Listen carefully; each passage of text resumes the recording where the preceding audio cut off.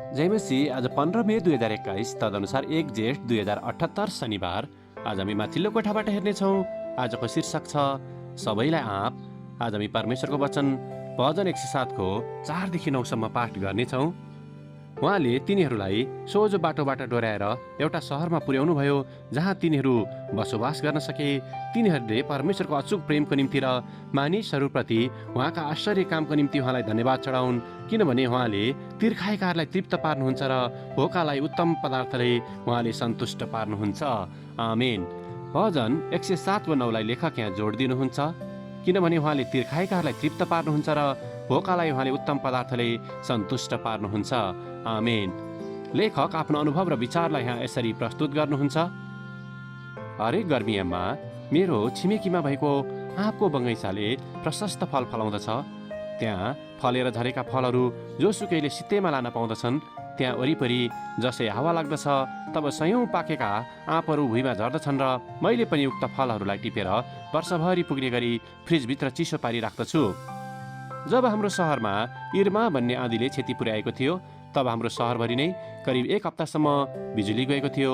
साथै हालै मैले टिपेर फ्रिजमा साँचेका आँपहरू बिजुलीको अभावमा बिग्रिएको थियो। त्यस बेला मलाई निकै नरमाइलो लागेको थियो। त्यही समय धेरैजना मानिसहरू आँपको खोजीमा टाढादेखि हाम्रो ठाउँमा आएका थिए। उनीहरू कोही बाइकमा, कोही कारमा र कोही हिँडेर भए पनि आएका थिए। मैले पनि हरेक दिन झरेका आँपहरूको खोजी गर्दथेँ र कोही पनि हात पार्दिनथे। त्यस बेला मैले हारेको सरह अनुभव गरिरहेको थिएँ। अन्ततः केही घर पर मैले 2वटा झोलामा आँपहरू राखिएको बाटो नजिकै छाडिएको देख्न सकेर त्यसमा जो कोहीले लिन सक्दछन् भनेर सानो कागजमा लेखिएको थियो। त्यो पाएपछि मैले परमेश्वरलाई धेरै धन्यवाद चढाएँ।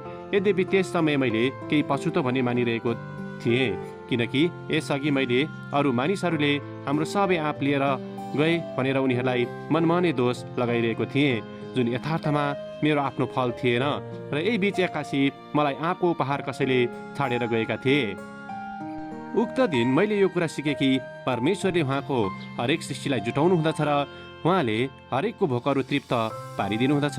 हिजो आज जब म झरेका आँपहरू बटुलिरहेको हुँदछु तब म केही झोला आँपहरू आफ्नो घर अघिको बाटोमा छाड्ने गर्दछु, जसरी मेरो अन्जान छिमेकीले मलाई उक्त कार्य गर्न सिकाएका थिए। आमेन। आजको विचार, आज म कसरी परमेश्वरको उपहार अरूहरूसँग बाँड्न सक्छु। प्रार्थना। प्यारो प्रभु, तपाईले हामीलाई जुटाउनु भएको निम्ति धन्यवाद। हामीलाई उक्त उपहार तपाईको पवित्र नाउँमा अरूहरूसँग बाँड्नको निम्ति सम्झना दिनुहोस्, येशूको नाउँमा। आमेन। आजको लेखक ग्रेचन नेल्सन, फ्लोरिडा, अमेरिका। आजको प्रार्थनाको विषय खानेकुराको खोजी गरिरहेका मानिसहरूको निम्ति।